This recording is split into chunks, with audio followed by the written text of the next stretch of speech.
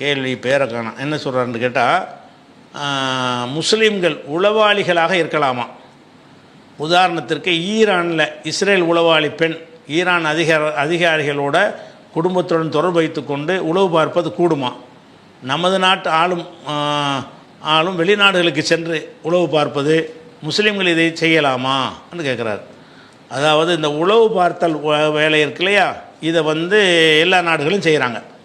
இப்போ இந்தியா எடுத்துக்கிட்டிங்கன்னா, இந்தியாவுக்கு எல்லா நாடுகள்லேயும் உளவாளிகள் இருப்பாங்க. பகிரங்கமாக அறிவிக்கப்பட்ட உளவாளிகள் இருப்பாங்க. அல்லது ஏதோ தொழில் வேலைக்குன்னு போய் அங்கே வேலை செஞ்சுக்கிற மாதிரி நடித்து கொண்டு இந்தியாவுக்கு தேவையான தகவலை திரட்டி தரக்கூடியவங்க இருப்பாங்க. இப்படி எல்லா நாட்டுக்கும் இருப்பாங்க. இந்தியாவிலே பல நாட்டு உளவாளிகள் இருப்பாங்க. இந்தியாவில் என்ன நடந்தாலும் நம்ம அறிந்து கொள்ள ஆசைப்பட்டாங்கன்னு சொன்னால் உளவாளிகள் அனுப்பி விட்ருவாங்க. உளவாளிகளை பல வகையில் அனுப்புவார்கள். உளவாளிகள்னு தெரியாத வகையில் கூட அனுப்புவார்கள். இப்படி செய்கிறாங்களே, அடுத்தவனுடைய போய் அந்தரங்கத்தை போய் பார்க்குறதுங்கிறது மார்க்கத்தில் அனுமதி தானா? அதான் கேட்குறாரு அவர். உளவு பார்ப்பது மார்க்கத்தில் கூடுமா அப்படின்னு கேட்குறாரு. உளவு பார்ப்பதை பொறுத்த வரைக்கும் பொதுவாக எந்த ஒரு மனிதனும் இன்னொரு மனிதனை உளவு பார்க்கறது கூடாது. ஏன் கூடாதுன்னு சொல்கிறோம்னு கேட்டால், அல்லாஹ் குர்ஆனில் அதை தடுக்கிறான். 49வது அத்தியாயத்தில் 12வது வசனத்தில், வலாத்த ஜஸ்ஸசு, நீங்கள் துருவி பார்க்காதீர்கள், உளவு பார்க்காதீர்கள், அடுத்தவன் என்ன செய்கிறாங்கிறத போய் தேடி துருவி அலையாதீர்கள் அப்படிங்கிற மாதிரி தெள்ள தெளிவான கட்டளை இருக்கிறது. வலாத்த ஜஸ்ஸசு, நீங்கள் உளவு வேலை பார்க்காதீங்க. நான் பக்கத்து வீட்டில் ஒருத்தர் இருக்கான், அவன் என்ன செய்கிறான்னு கண்டுபிடிக்கிறதுக்காக வேண்டி நேரத்தை மெனக்கிடுறது, ஜன்னல் வழியாக எட்டி பார்க்குறது, ரகசியமாக கொண்டு ஒரு கேமரா வச்சுவிட்டு இங்கே இருந்துக்கிட்டு பார்க்குறது, இந்த மாதிரி வேலைகள், அல்லது வேலைக்கார மாதிரி ஒரு ஆளை செட்டப் பண்ணி உள்ளே அனுப்பிவிட்டு அவன் மூலமாக தகவலை தெரிகிறது, இப்படியெல்லாம் செய்வது மார்க்கத்தில் அனுமதியே கிடையாது. எந்த ஒரு முஸ்லீமும் உளவு பார்த்தல் என்கிற வேலைக்கு போகவே கூடாது. உளவு பார்க்கிறது என்பது இன்னொருத்தனுடைய ரகசியம் என்பது அவனுடைய பர்சனல் விஷயம். அதை நம்ம அறிந்து கொள்ளணும் என்பதற்கு நம்ம என்ன செய்யக்கூடாது, ஆசைப்படக்கூடாது. எந்த அளவுக்குன்னு சொன்னால், இப்போ உமர் ரலியல்லாஹு அவர்கள் என்ன செய்வாங்கன்னா, அவங்க ஆட்சி காலத்தில் ரோந்து போவாங்க. ரோந்து போகும்போது ஒரு வீட்டுக்கிட்ட போகிறாங்க, அங்கேருந்து பயங்கரமான குட்டிச்சிட்டு கும்மாளம் போடுற மாதிரி சத்தம் வெளியே கேட்குது. அப்போ கூட அப்துர் ரஹ்மான் இப்னு அவுஃப்ங்கிற ஒரு சஹாபியும் கூட்டிகிட்டு போயிருந்துருக்குறாங்க. அப்போ கேட்குறாங்க, என்னப்பா உள்ளே பயங்கரமாக தண்ணி அடிச்சுட்டு ஆட்டம் போடுறாங்க, உள்ளே பூந்து பிடிச்சிருவோமான்னு கேட்பார் உமர். அப்போ அப்துர் ரஹ்மான் இப்னு அவுஃப் சொல்வார்கள், நாமளை உள்ளே போனோம்னு சொன்னால் நம்ம உளவு பார்க்குறோம், உளவு பார்க்க கூட நல்லா கட்டளை இட்டுருக்குறான், அந்த வேலை செய்யக்கூடாது. வெளியில் தெரிகிற மாதிரி குடித்தா அடிச்சு செய்யுங்க, வீட்டுக்குள்ளே குடித்தா உங்களுக்கு என்ன அப்படின்னு சொல்லிடுவார் அப்துர் ரஹ்மான் இப்னு அவுஃப். உமர் திரும்பி வந்துடுவாங்க, ஆமாம் நம்ம உளவு பார்ப்பது அல்லாஹ் தடுத்துட்டான்னு. அப்போ ஒவ்வொருத்தனும் என்ன செய்கிறான்னு அறிந்து கொள்வதற்காக வேண்டி இருக்கிறத, எல்லா மனிதனுக்கும் பிரைவசி தனிமைன்னு ஒன்று இருக்குது. அந்த தனிமையை சில விஷயங்கள் மற்றவர்களுக்கு அறிந்து கொண்டால் அவனை பாதிக்காது, சில விஷயங்கள் பாதிக்கும். அப்போ யாருக்கும் தெரியாமல் அவன் சில விஷயங்கள் செஞ்சான்னு சொன்னால் அவனுக்கும் அல்லாவுக்குமான ஒரு விஷயமா இருக்குமே தவிர, அதை போய் கண்டறிந்துலாம் செய்யணும். ஒரு அரசாங்கம் நடத்துகிற உமர் கூட போய் தண்டிக்கிறதுக்கு அதிகாரம் படைத்தவர் தான். வெளியே செஞ்சால் பிடி, உள்ளுக்குள்ளே செஞ்சால் நமக்கு என்ன இருக்குது அப்படிங்கிற அளவில் தான் நினைஞ்சிட்டாங்க அவங்க நடந்து கொண்டார்கள் என்பதை பார்க்குறோம். அதனால் உளவு பார்க்குறதுங்கிறது பொதுவாக கூடாது ஒரு விஷயம்.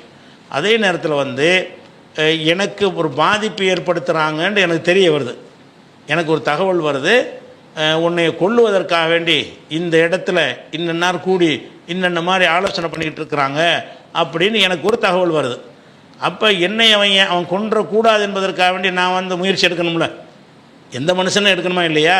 எந்த மனுஷனை பற்றியும் அவனை கொல்ல போகிறாங்க அப்படிங்கிற மாதிரி ஒரு உறுதியான ஒரு தகவல் கிடைச்சின்னு சொன்னால் நம்ம என்ன செய்யணும், யார் அதை செய்ய போகிறானோ அவனுடைய நடமாட்டத்தை கண்காணிப்பதற்காக வேண்டி நீ பின்னாடியே போ, பார்த்துக்கிட்டே வா, என்னென்ன பேசுகிறாங்களோ அறிந்து கொள்ள முயற்சி பண்ணு அப்படிங்கிறது செய்கிறது கூடுமானா கூடும். ஏன்னு கேட்டால் அது சுய பாதுகாப்பு. நான் அவன் யாருன்னு கண்டறிவதற்கு நான் செய்யலை, அவன் என்ன செய்ய போகிறான் அதை உளவு பார்க்குறான். எதுக்காக வேண்டி அவன் வாழ்க்கையில் செய்கிறான் என்பதற்கு நான் உளவு பார்க்கவில்லை, என்னையே ஏதாவது செய்ய போகிறான்னு தெரியுது இல்லையா, அது என்னன்னு நான் தெரிஞ்சுக்கிட்டேன்னு சொன்னால் நான் அதிலிருந்து என்னை காத்துக்கொள்வேன். அப்படிங்கிறதுக்காக வேண்டி நம்மை பாதிக்கிற விஷயங்கள் ஒரு இயக்கத்தினால, ஒரு நபர்னால, ஒரு சங்கத்தினால, ஒரு பக்கத்து வீட்டுக்காரனால் நிகழ்த்தப்படும் என்று நமக்கு சந்தேகம் வந்தால், நமக்கு எதிராக அவன் என்ன செய்கிறான் என்பது அறிகிற கடமை நமக்கு தன்னால் வந்துடும்ல. அந்த மாதிரி உளவு பார்க்கலாமான்னா உளவு பார்க்கலாம். அதே மாதிரி ஒரு நாடு இருக்குது, ஒரு நாடு என்ன செய்யுதுன்னு கேட்டால், இன்னொரு நாட்டோட சண்டைக்கு போகும்போது அவனுடைய பலம் என்ன, அவன் எத்தனை பேர் வச்சுருக்கிறாங்க, என்னென்ன ஆயுதங்கள் வச்சுருக்கிறாங்கன்னு தெரிஞ்சால் தான் நம்மளும் அதே மாதிரி போய் சண்டைக்கு போக முடியும். அப்போ நாடு என்ன செய்யணும்னு கேட்டால் தன்னுடைய மக்களை காப்பாற்ற கடமைப்பட்டிருக்கிறாங்க. அப்படி இருக்கும் பொழுது இன்னொரு நாடு வந்து நம்மளை தாக்கி நமக்கு டேமேஜ் பண்ணிட்டு போயிட்டான்னு வைங்க, அப்படி வந்துட்டோம்னு சொன்னால் நம்ம மக்களை காப்பாற்றுற கடமையில் தவறுனவர்களாக ஆயிரும். அப்படி ஆகக்கூடாதுன்னா என்ன செய்யணும் என்று சொன்னால், நாம் வந்து இன்னொரு நாட்டுக்குள்ளே நுழைஞ்சு என்ன செய்யணும், அவனுடைய விஷயங்களை அறிந்து கொள்வதற்கு முயற்சி பண்ணணும். இது கூடுமானா கூடும். ஏன்னு கேட்டால் அவன் என்ன செய்கிறான்ங்கிறத அறிகிறதுக்கு நம்ம போகலை. எனக்கு எதிராக என்ன செய்ய போகிறான்னு அறிகிறது தான் போகிறேன். எதுக்கு போகிறேன்? எனக்கு சம்பந்தம் இருக்குது, என் நாட்டுக்கு சம்பந்தம் இருக்குது, என் மக்களுக்கு சம்பந்தம் இருக்கிறது.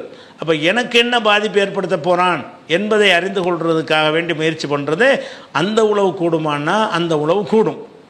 அது இதுக்கெல்லாம் ஆதாரம் என்னென்னு கேட்டால், உளவு பார்க்கவே கூடாதுன்றாங்கல்ல, கூடாதுங்கிறதுக்கு வந்து 49:12 வசனத்தை சொல்லிட்டோம்.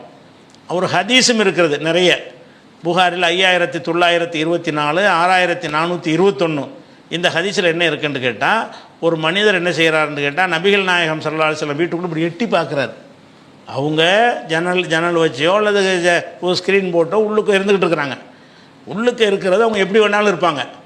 அதை வந்து அடுத்தவன் எட்டி பார்க்கக்கூடாது. ஆனால் ஒரு ஆள் எட்டி பார்க்குறாரு. எட்டி பார்த்த உடனே ரசூல்லா வந்து என்ன செஞ்சிட்டாங்க, தெரிஞ்சுட்டு கேட்குறாங்க, இந்த பாரு நீ எட்டி பார்த்தீங்கள, நீ எட்டி பார்க்கும்போதே எனக்கு தெரிஞ்சு இருந்திருக்குமே, ஆனால் உன்னுடைய கண்ணை நான் குத்திருப்பேன். எதுக்காக வேண்டி இஸ்லாத்தில் இன்னமா ஜுழல் இதுனும் மின் கிபலில் அபுசார், எதுக்காக வேண்டி மார்க்கத்தில் வந்து அனுமதி வாங்கிட்டு போங்கன்னு சொல்லப்படுது? அவங்க என்ன மாதிரி இருப்பாங்கன்னு நீங்கள் பார்த்துடக்கூடாதுங்கிறது தானப்பா அப்படிங்கிறாங்க ரசூல்லா. ஒரு வீட்டுக்கு போனோம்னு சொன்னால் திடீர்னு நுழையாதீங்க, அனுமதி கேளுங்க, அனுமதிச்சா போங்க. 3 தடவை அனுமதி கேட்டும் அனுமதி வரலன்னா திரும்பி வந்துருங்கன்றீங்களே, எதனால அது? அவன் என்ன மாதிரி இருக்கான்ங்கிறத வந்து நீ பார்த்துடக்கூடாதுன்னு விரும்பினான்னா உனக்கு அனுமதிக்க மாட்டான். வீட்டில் இருந்துக்கிட்டே கூட இருப்பான், அவன் மனைவியோட சந்தோஷமாக இருப்பான். அல்லது உமரில் காலத்தில் குடிச்சிட்டு இருந்தாங்கல்ல, அந்த மாதிரி கூட உள்ளுக்குள்ளே குடிச்சிட்டு இருப்பான். நீ அதை பார்ப்பதை விரும்ப மாட்டான். அதுக்காகத்தான் இஸ்லாம் என்ன பண்ணுது, எந்த வீட்டுக்கு நுழையக்கூடாது. வீட்டை நுழையிறதா இருந்தாலும் அஸ்ஸலாமு அலைக்கும் வரலாமான்னு கேட்கணும். வரலாம்னா தான் போகணும். 2வது தடவை கேட்கணும். அதாவது விளங்கி இருக்காதனால நம்ம சொன்னது விளங்கலையோ அப்படின்னு சொல்லி 2வது தடவை அஸ்ஸலாமு அலைக்கும் நான் வரலாமா, இன்னார் வந்திருக்கிறேன் அப்படின்னு சொல்லணும். அதுக்கும் பதில் வரல. 3வது ஒருக்கு அதே மாதிரி சொல்லணும். பதில் வரலன்னு சொன்னால் உள்ளே தான் இருப்பாங்க, அவங்க உன்னை அனுமதிக்க விரும்பலைன்னு அர்த்தம். உனக்கு விரும்பலை போன்னு சொன்னால் நல்லா இருக்காது, அதுக்காக மௌனமாக இருப்பாங்க, நீ திரும்பிடணும். இதுதான் ரசூல் ஸல்லல்லாஹு அலைஹி வஸல்லம் அவர்கள் நமக்கு சொன்ன ஒரு கட்டளை. இது உமர்லில்லானோட்ட சம்பவத்தில் ஒன்று நீங்கள் அடிக்கடி கேள்விப்பட்டிருப்பீங்க. அபு மூஸல் அஷாரிங்கிறவர் உமர் அவர்களை பார்க்கறதுக்கு வர்றாரு. உமர் வந்து அரசாங்க வேலையை ஃபைல் பார்த்துக்கிட்டு இருக்கிறார். அவர் வெளியே நின்று நான் வரலாமா அப்படின்னு பர்மிஷன் கேட்குறார். யார்? அபு மூஸல் அஷாரி. பர்மிஷன் கேட்டது இவருக்கு விளங்குது உமருக்கு. ஆனாலும் அவர் அந்த முக்கியமான வேலையில் இருந்ததுனால வேலையை முடிச்சுட்டு அவருக்கு அனுமதி கொடுப்போம்னு நினச்சிட்டு இருக்கிறார். அவர் 2வது தடவை வரலாமான்னு கேட்குறாரு, வரல, பதில் கொடுக்கல. 3வது தடவையும் கேட்குறாரு, உமர் வந்து வாண்டு பதில் கொடுக்கல. அவர் திரும்பி போயிட்டார். திரும்பி போனவுடனே எல்லா வேலையும் முடிச்சுட்டு, என்னப்பா இந்த அபு மூஸா என்ன வாசல் நின்றாரா, கூப்பிடுப்பா அப்படிங்கிறாங்க. அவர் அப்போ போயிட்டாருங்க அப்படிங்கிறாங்க. உடனே என்ன செய்கிறார் உமர், போயிட்டாரா, கூட்டிகிட்டு வாழ அப்படின்னு ஆள் அனுப்பி கூப்பிட்டு வர சொல்கிறாரு. எதுக்கு நீ வந்து பர்மிஷன் கேட்ட, நான் பர்மிஷன் தருவேன், நிற்க வேண்டியானா, எதுக்கு நீ திரும்பி போனேன் அப்படின்னு கேட்குறாரு.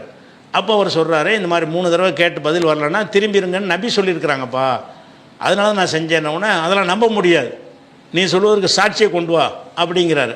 உடனே இவர் போய் ஒருத்தரையாக கேட்குறாரு, இந்த மாதிரி ரசூல்லா சொல்கிறத நான் கேட்டிருக்கிறேன், நீங்கள் யாராவது கேட்டிருக்கிறீங்களா அப்படின்னு சொல்லி ஒருத்தரையாக கேட்குறாரு.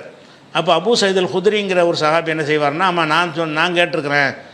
அவர் இளைஞரப்போ, வாங்க நான் சாட்சி சொல்கிறேன்னு இவர் வந்து என்ன செய்வார், அபு மூஸா சொன்ன மாதிரி ரசூல்லா சொன்னதை நானும் கேட்டிருக்கிறேன் சாட்சிங்கிறார். அப்படின்னா பரவாயில்லை, எனக்கு தெரியாது, நாங்கள் வேலையில் மூழ்கி போய் இதெல்லாம் அறியாமல் இருந்துட்டோம் அப்படின்னு உமர் வந்து தன்னுடைய தவறை ஒத்துக்கொள்வார். அப்போ இதில் நம்ம என்ன விளங்கணும்னு எதுக்கான இது சட்டம்? 3 தடவை கேட்டு திரும்பி போய் சொன்னது எதுக்காக வேண்டிய, அடுத்தவனை உழவு பார்க்கக்கூடாங்கிறது தானே. அவன் உங்களை வந்து எதை காண்பிக்க விரும்புகிறானோ அதைத்தான் நீங்கள் பார்க்கலாம். அவன் உங்களுக்கு காட்ட விரும்பாத விஷயங்களை நீங்கள் போய் பார்க்கக்கூடாது, அது பெரிய ஒரு குற்றம் அப்படிங்கிறது தான் ரசூலுல்லாஹ் சொல்கிறாங்க. இன்னமா ஜுஇலல் இதுனும், அனுமதி கேட்குதல் என்று எதற்காக ஏற்படுத்தப்பட்டது என்று சொன்னால், மின் கிபலில் அபுசார், பார்வைகள் விழுந்துவிடும் என்ற காரணத்துக்காகத்தான்.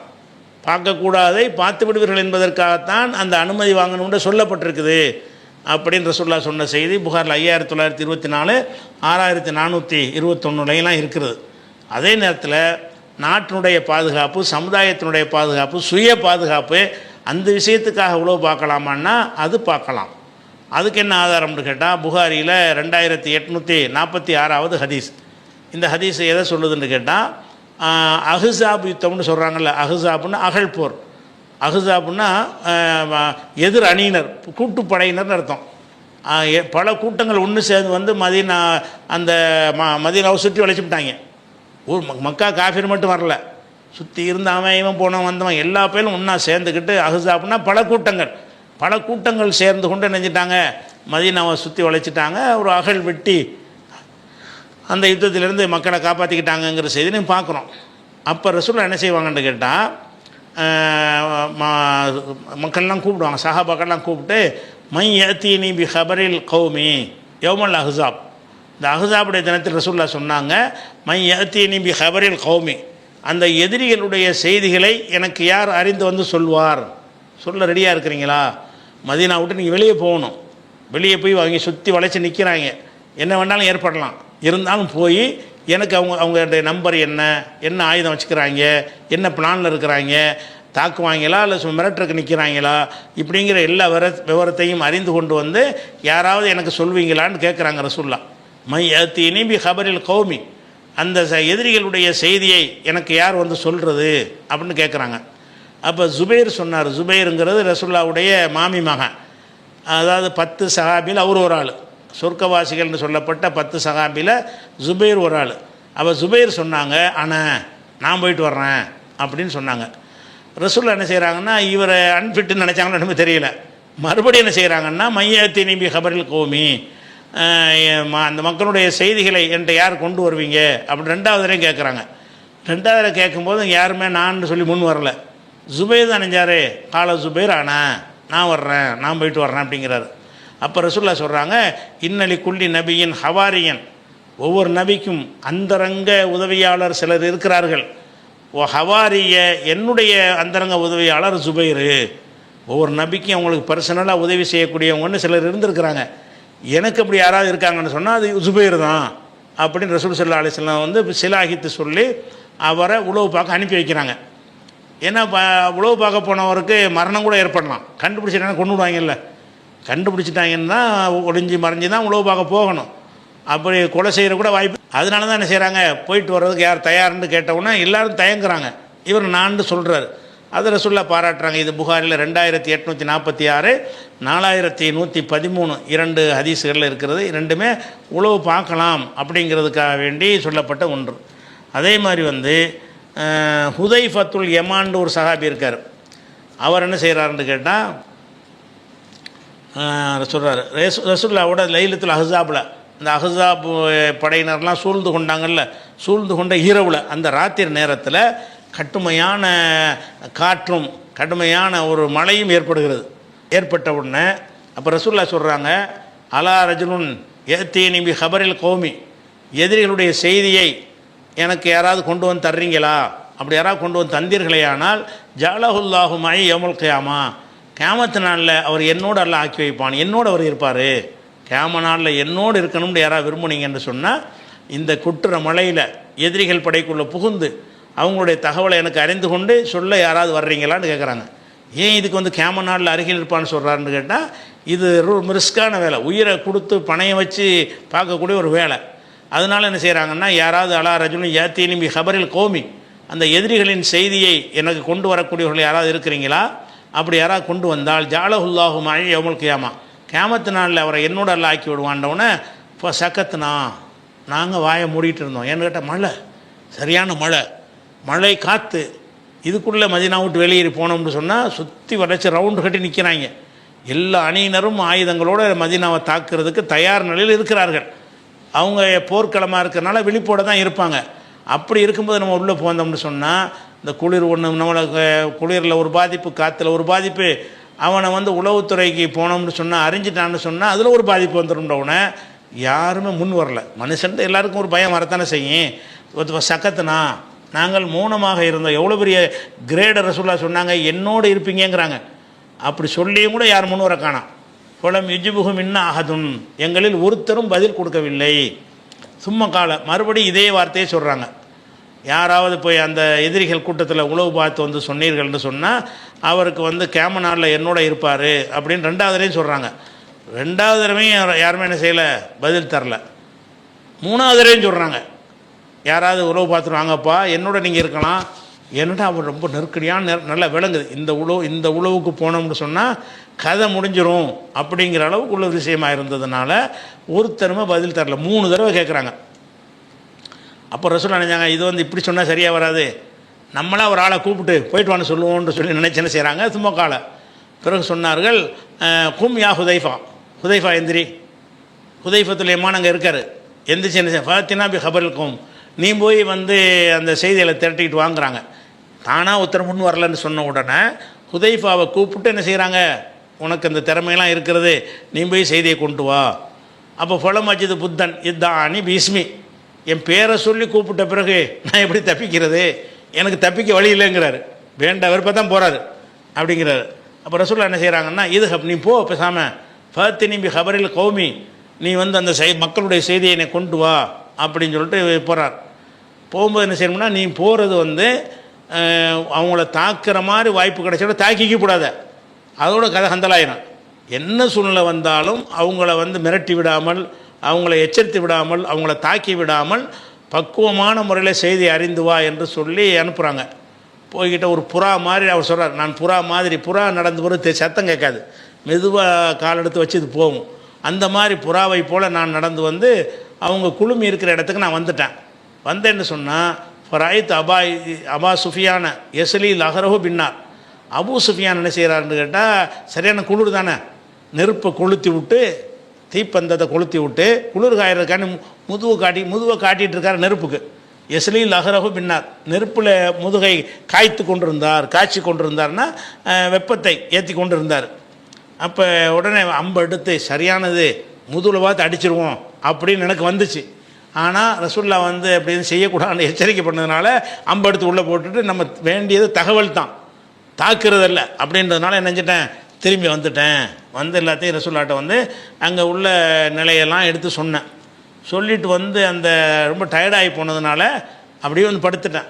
படுத்தா காலையில் தான் என்னை ரசூல்லா வந்து எழுப்புறாங்க. எப்படி எழுப்புறாங்க, ஃபலமசல் நாயிமன் ஹத்தா அசுபத்து, சுபுகார வரைக்கும் நான் எந்திரிக்கலை. அந்த அந்த டயர்டில் போய் உழவு அறிந்து விட்டு சுபுக்கு நெருக்கமாக வந்திருப்பார். ராத்திரிலாம் தான் போகிறாரு, 2 மணி 3 மணி போல் வந்திருப்பார். வந்தவுடனே ஒரு தூக்கத்தை போட்டார். மனுஷுவுக்கு எந்திரிக்க முடியல. அப்போ ரசூல்லா என்ன செய்கிறாங்க, ஃபலம்மா அஸ்பஹத்து, காலையை அடைந்த உடனே ரசூல்லா சொன்னான், கும் யா நௌமான், தூங்கு மூஞ்சி எந்திரி அப்படின்னு. தூங்கு மூஞ்சிக்கு நௌமான்பாங்க, தூங்கிட்டு இருக்கிறாள். கும் யா நௌமான், தூங்கு மூஞ்சி எந்திரி அப்படின்னு சொல்லி எழுப்பி விட்டார்கள்னு வருது. இப்போ இதில் நமக்கு மேட்ரு என்னென்னு கேட்டால், இது வந்து எதில் வருதுன்னு கேட்டால் முஸ்லீமில் வருது. முஸ்லீமில் வரக்கூடிய ஒரு ஹதீஸ். அப்போ ஹுதைஃபா என்பவரை உளவாருக்கு அனுப்புனாங்களே, இது தப்பு கிடையாது. ஏன்னு கேட்டால் அவங்கள அறிந்து கொண்டால் தான் நம்ம அதுக்கு ப்ரிப்பேர் பண்ண முடியும். அவங்களுடைய பலம் என்ன, அவங்க என்ன மாதிரி திட்டத்தில் இருக்கிறாங்க, அதுகளை நம்ம அறிந்து கொண்டால் நமக்கு சம்பந்தம் இருக்கிறதுனால அறிகிறோம். நல்லா விளங்கணும். உளவு பார்த்து அறிகிறதுன்னு சொன்னால் நமக்கு சம்பந்தமுள்ள விஷயமா இருக்கணும். இது சம்பந்தம் இருக்கா இல்லையா, அது செய்யலாம். அதே மாதிரி ரசூல்லா என்ன செய்கிறாங்கன்னு கேட்டால், பத்ர் போர்க்களத்துக்கு போனாங்கல்ல, பத்ர் புலகத்துக்கு போனாங்க. போன உடனே பத்ருக்கு, அந்த பத்ரு கிணறு இருக்குல்ல, பத்ருன்றாலே அது கிணத்துக்கு பேர் தான், அந்த கிணறுக்கு பேர் தான் பத்ரு. அதை ஒட்டி அந்த ஏரியாவுக்கு பேரை பத்ருண்டு ஆச்சு, அந்த போருக்கு பேரை பத்ருண்டு ஆகிவிட்டது. பத்ருங்கிற ஒரு கிணத்துக்கு பேர். அந்த கிணத்துல வந்து பாலைவனத்தில் ஒரு கிணறு இருக்கிறதுங்கிற ஒரு பெரிய விஷயம் தானே. அது மாதிரியான ஒரு கிணறு. அந்த பத்ரை நோக்கி நாங்கள் போகும் பொழுது அவங்க வர்றதுக்கு முன்னாடி நாங்கள் போயிட்டோம். ஏன்னா அந்த கிணத்துக்கிட்ட போயிட்டோம்னு சொன்னால் நமக்கு தண்ணி பிரச்சனை இருக்காது. அவன் கிணத்துக்கிட்ட அவன் வந்துட்டான்னு சொன்னால் நமக்கு தண்ணி பஞ்சாயத்தாயிரும், விட மாட்டான், தண்ணி எடுக்க விட மாட்டான். எந்த போராக இருந்தாலும் எதுவாக இருந்தாலும் தண்ணீர் மஸ்ட் அவசியம். அப்படிங்கிறதுனால நான் சென்றேன். அந்த பத்ரு கிணத்தை நாங்கள் அடைந்து விட்டோம். எங்கள் முதுகுக்கு பின்னாடி தான் கிணறு இருக்கிறது. அவன் வந்தான்னு சொன்னால் எங்களை தாண்டி தான் வரணும். அப்படிங்கிற அளவுக்கு நாங்கள் அடைந்து கொண்டோம். அடைஞ்ச உடனே ஆனால் அங்கே போனோம்னு சொன்னால் 2 பேர் அங்கே இருக்கிறாங்க. பெரிய கூட்டம் வரல. 2 பேர் இந்த தண்ணியை பார்த்துருக்க அனுப்பி விட்ருக்காங்க. இவ்வளோ இருக்குது. 2 பேரை பார்த்தோம். ஒரு ஆள் வந்து குறைஷியை சேர்ந்த ஒரு ஆள், இன்னொரு ஆள் உக்குபா பின் அபி முஐத் என்பவருக்குடைய அடிமை. 2 பேர் வந்து கிணத்துக்கிட்ட நிற்கிறாங்க. என்ன சொன்னால், எங்கள் கூட்டத்தை பார்த்த உடனே குறைஷி ஓடி விட்டார். பயந்து நினைஞ்சிட்டாரு, கூட்டமாக இருக்கிறாங்க, நம்மளை கொண்டு விடுவாங்க, அவர் ஓடிட்டார். ஆனால் அந்த உக்குபாவுடைய அடிமையாக இருந்தார்ல, அவரை நாங்கள் பிடித்து விட்டோம். ஒரு ஆள் தானே இருக்கார், நாங்கள் பெரிய கூட்டமாக இருக்கிறோம்ல, பிடிச்சிட்டு கேட்குறோம், எவ்வளோப்பா இருப்பாங்க, மக்கள்லாம் எவ்வளோ இருப்பாங்க, கமீல் கோவமும் நீங்கள் எவ்வளோ பேர் வந்திருக்கிறீங்கன்னு கேட்குறாரு. அவர் அந்த பிடிப்பட்டவன் சொல்கிறான், ஹும் முல்லாஹி கசீனும் அதுவும், அவங்களோட எண்ணிக்கை ஜாஸ்தி தான், அல்லா மேலே சத்தியமாக எண்ணிக்கை ஜாஸ்தி தான், சதீதும் பாசுகும், அவங்களுடைய வலிமையும் ரொம்ப கடுமையாக இருக்குது அப்படின்னு பயங்காட்டுற மாதிரி சொல்கிறான். அப்போ இப்படி சொன்னோன்னே அடிக்க ஆரம்பிச்சிட்டாங்க. எவ்வளோ ஒன்று கேட்டால் என்னடா சொல்ல மாட்டாங்க, 2 சொல்லி அழிக்கிறாங்க. கடைசியில் நபிகள் நாயகத்திட்ட கொண்டு வர்றாங்க.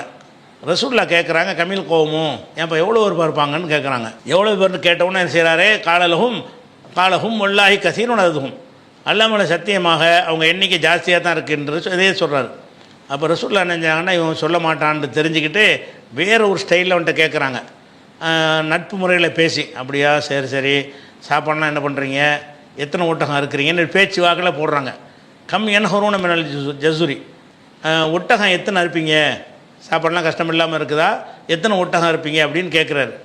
அப்போ அந்த ஆள் சொல்கிறார், அஷரன் குள்ள யோமின், ஒரு நாளைக்கு 10 ஒட்டகம் இருப்போம், ஒரு நாளைக்கு 10 ஒட்டகம் இருப்போன்றவொன்னு. அப்போ ரசூலுல்லாஹ் சொல்கிறாங்க, அப்போ அல்கோவும் அல்ஃபுன், அவங்க இப்போ எதிரி வந்து 1000 பேர் இருக்காங்க. ஏன்னா குல்லு ஜசூரின் ஒரு ஒட்டகம் 100 பேருக்கு போதுமானது, அப்போ 10 ஒட்டகம் அறுத்தாங்கன்னு சொன்னால் 1000 பேர் ஆகிடுச்சு அப்படின்னு சொல்லி என்ன செய்கிறாங்க, ரசூலுல்லாஹ் வந்து கணித்தார்கள்னு வருது. அப்போ இது ஒரு உளவு தானே, அவன் எத்தனை பேர் இருக்கான்னு இதுக்கு தெரிஞ்சுக்கிறது பார்க்குறாங்க. அவன் நம்பர் ஜாஸ்தியாக இருந்தால் நம்ம அதுக்கு தகுந்த மாதிரி ப்ரிப்பேர் ஆகணும், நம்பர் கம்மியாக இருந்தால் குறைஞ்ச ப்ரிப்பேர் பண்ணால் போதும் அப்படிங்கிற ஒரு விஷயத்துக்கு தானே அதெல்லாம் கேட்டார். இதெல்லாம் உளவுத்துறையில் உள்ள ஒரு விஷயம், அகமதில் உள்ள ஒரு ஹதீஸ் இது. அதனால் அந்த உளவு பார்த்தல் என்பது வந்து இப்படிலாம் இருக்கிறது. ஆனால் இந்த உளவு நம்ம பார்க்கலாம். நம்மளே ஒரு அரசாங்கத்தில் இருக்கிறோமா, நேர்மையான விஷயத்தில் நீங்கள் போய் உளவு அறிந்துட்டு வாங்கன்னு சொல்கிறாங்க. ரிஸ்க்கான வேலை தான். நம்ம அறிவதற்காக போய் என்ன செய்யலாம், ஒரு நாட்டுக்காக கூட நியாயமாக இருக்கணும். நியாயமாக இருந்துச்சுன்னு சொன்னால் உளவு வேலை பார்க்குறது மார்க்கத்தில் தடை இல்லை. ஆனால் உளவு வேலை பார்க்குறதுங்கிற இன்றைக்கி உலகத்தில் எப்படி இருக்குன்னு சொன்னால், எல்லாமே இந்த ஹனி ட்ராப்புங்கிறாங்களே, ஹனி ட்ராப்புன்னு சொன்னால் பொம்பளையில் வச்சு பிடிக்கிறது. பொம்பளையில் வச்சு என்ன செய்கிறது, உளவு வேலை பார்க்குறது. ஒரு ஆள்கிட்ட உளவு வாங்குறதா என்ன செய்கிறதுன்னு கேட்டால், ஒரு அழகான பெண்ணை கூப்பிட்றது, நீ போய் அவன்கிட்ட நல்லா பழகணும், ஆதலிக்கணும், நடிக்கணும், அவனுக்கு காம இச்சை தூண்டுற மாதிரி போகணும், அவனை தனிமையிலலாம் இருக்கணும், அவனை சந்தோஷப்படுத்தணும், அப்படி படுத்தி கொண்டே அவனுடைய செய்திகளை அறிந்து எங்களுக்கு சொல்லு, இப்படின்ட்டு தான் இன்றைக்கி உளவு பார்க்குறாங்க. இந்த கேவலங்கட்ட உளவுக்கு இஸ்லாத்தில் அனுமதி கிடையாது. நீ போய் நீ ஒரு பெண்ணு மாதிரி அனுப்பிவிட்டு பொம்பளை மேலே ஒரு ஆம்பளை பார்த்தா ஒரு ஆசைப்படத்தானே செய்வான். அதுக்கெல்லாம் நல்ல அழகிய தேர்ந்தெடுப்பாங்க. அதுக்குண்ட நல்ல அழகான பார்த்தவனையே ஒரு ஆசைப்படுற மாதிரி அழகிகளை தேர்ந்தெடுத்து அவளுக்கு பல கோடிகள் சம்பளம் கொடுத்து எல்லா நாடும் செய்கிறாங்க. இதை எல்லா நாடுகளையும் செய்கிறாங்க. நீ போய் என்ன செய்ய, இந்த ஆளை போய் பாரு, இந்த ஆளுடைய நடவடிக்கைகளுக்கும் அறிஞ்சிட்டு வான்னா சும்மா போய் அறிய முடியாதுல்ல. போய் ஆள் மயக்கிற மாதிரி பேசி ஒரு பொய்யான கதைகள்லாம் சொல்லி என் கணவர் என்னை விட்டு போயிட்டார் அப்படின்னு அது போய் சொல்லி என்ன செய்யணும், அவனோட நெருங்கிட்டோம்னு சொன்னால் பெட்ரூம் வரைக்கும் போகிற அளவுக்கு நெருக்கம் வந்துடுமா. அப்புறம் வந்து அவன் பேசுகிறது கொள்வது நடக்கிறது எல்லாத்தையுமே அறிய ஆரம்பிச்சிருவான். உடனே இங்கே பாஸ் பண்ணி விட்டுருவான். இந்த மாதிரியான உளவு வேலை, கேவலமான செயல்களை செஞ்சு உளவு வேலை பார்க்குறாங்க. அதே மாதிரி வந்து உளவு வேலைக்கு என்ன செய்வாங்கன்னா, வெளிநாட்டு மதுபானங்கள்லாம் கொடுத்து நீ வந்து இதை கொண்டு நேக்க அவனுக்கு கொடுத்து ஊற்றி விட்டுட்டு உளவு பார்த்துட்டு வான்லாம் சொல்கிறாங்க. ஹராமான விஷயங்களை சொல்லி என்ன செய்யக்கூடாது, உளவு பார்க்குறது கூடாது. சும்மா போய் உயிரை பணையம் வச்சு உளவு பார்க்கலாம்.